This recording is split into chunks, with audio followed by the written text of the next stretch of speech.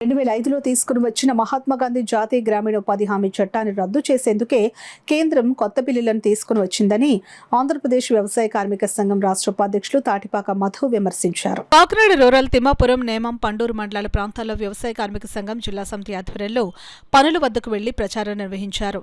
22న కాకినాడ కలెక్టరేట్కు తరలి రావాలని పిలుపునిచ్చారు. ఈ సందర్భంగా మధు మాట్లాడుతూ ఈ కొత్త బిల్లు చట్టం అయితే ఉపాధి హామీ చట్టం తలలేని మొండంగా తయారవుతుందని అన్నారు. మహాత్మాగాంధీ గ్రామీణ ఉపాధి హామీ చట్టంలోని హామీ అనే పదాన్ని తొలగించడం ద్వారా ఈ చట్టం నిర్వీర్యమవుతుందని అన్నారు. కొత్త చట్టం ద్వారా ఏ మెరుగైన ఉపాధి అవకాశాలు కల్పిస్తున్నారని అన్నారు.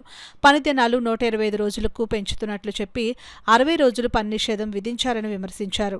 ఈ బిల్లుకు వ్యతిరేకంగా ఉపాధి హామీ కార్మికులు, వ్యవసాయ కూలీలు, పేదలు నేటి నుండి 22 వరకు జిల్లా వ్యాప్తంగా ఆందోళన చేపట్టాలని, బిల్లు కాగితాలను దగ్ధం చేయాలని అని పిలుపునిచ్చారు. ఏఐజీఎస్సీ జిల్లా ప్రధాన కార్యదర్శి తోకల్ ప్రసాద్ మాట్లాడుతూ మహాత్మాగాంధీ పేరు వింటుంటే మోడీకి నిద్రపడ్డం లేదని అన్నారు. ఈ కార్యక్రమంలో రైతు సంఘం జిల్లా కన్వీనర్ నక్కా శ్రీనివాసరావు, బీకేఎంయూ జిల్లా అధ్యక్షులు అప్పలరాజు, కార్యదర్శి పప్పు ఆదినారాయణ, సరస్వతి, మోహన్ వీరబాబు, చిట్టమ్మ తదితరులు పాల్గొన్నారు. వామపక్షాల పోరాట ఫలితంగా యూపీఏ 1 2005 సంవత్సరంలో మరి మహాత్మా గాంధీ జాతీయ గ్రామీణ ఉపాధి చట్టం ఏర్పడింది. ఈరోజు ఈ చట్టం వల్ల చాలా మంది ఆకలి చావులు ఆగినాయి, చాలా మంది బతుకుతున్నారు.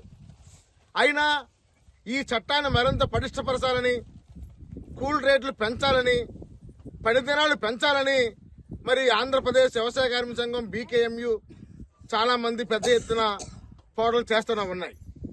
నేడు నరేంద్ర మోడీ ప్రభుత్వం ఈ చట్టాన్ని మరింత పటిష్టం పరిచిపోక ఈ చట్టాన్ని ఎత్తేయాలని చూస్తున్నారు. అందుకనే మహాత్మా గాంధీ పేరుతో ఉన్న బిల్లుని తీసివేసి కొత్త బిల్లు తీసుకొచ్చారు. ఈ బిల్లు నేను ఒకటే అడుగుతున్నాను, మహాత్మా గాంధీ ఎవరు? ఈ జాతి పిత. ఈ దేశ స్వతంత్ర పోరాటంలో లక్షలాది మంది కలిగించిన మహావీరుడు మరి మహాత్మా గాంధీ. ఆయన పేరు ఎందుకు తొలగిస్తున్నారు? అర్థం ఏంటి అంటే మహాత్మా గాంధీ తొలగించేసి త్వరలోనే ఈ చట్టాన్ని మీరు ఎత్తేయాలని చూస్తున్నారు. అందుకే కొత్త బిల్లు తీసుకొచ్చారు. ఇప్పుడు ఈ కొత్త బిల్లు ప్రకారంగా ఇంతకుముందు కేంద్రం 90% నిధులతో కేటాయించేది. ఈరోజు కొత్త బిల్లులో ఏముంది? 60% కేంద్రం, 40% రాష్ట్రం. అలాంటప్పుడు ఈ రాష్ట్రాలు అప్పులో ఉన్నాయని చెప్పేసి పనులు పెట్టరు. అప్పుడు వీళ్ళందరూ ఏం కావాలి? వీళ్ళ పనులు ఏం కావాలి?